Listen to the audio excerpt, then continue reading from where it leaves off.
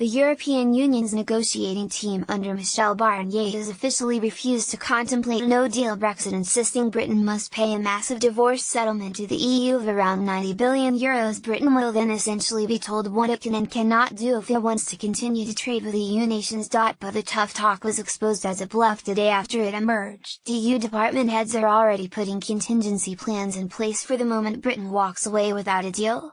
MEPs want to amend laws governing the EU's carbon emissions trading system, fearing a sudden British exit could wreak havoc on the European Union's carbon market. Officials believe the measures are needed as a safeguard against a situation where UK companies, suddenly liberated from having to hold emissions allowances under the EU scheme, would quickly move to sell them. They fear this could destroy the entire system set up to regulate how much CO2 different polluting industries can emit. Peter Lees, one of the MEPs behind the initiative, told the Financial Times, "We hope for an agreement on Brexit, but unfortunately we need to take care about what happens if there is a hard Brexit." He said the amendment would help cater for a no-deal scenario in the Brexit negotiations, as well as any other scenario in which post-Brexit UK chooses to leave the EU emissions trading scheme, ETS.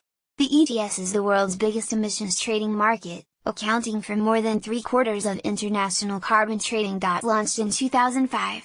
It limits the volume of greenhouse gases emitted by power plants, heavy industry, and the aviation sector, and then allows companies to trade emissions allowances on an open market. Each allowance gives the holder the right to emit 1 ton of CO2.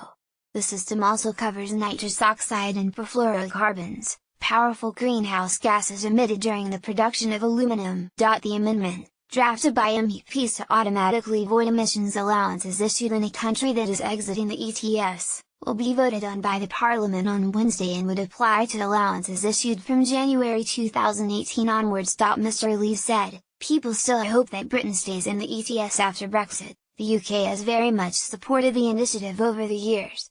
But if Britain does leave, we need to take care that there is no undue advantage to the UK and no undue disadvantage to the rest of Europe."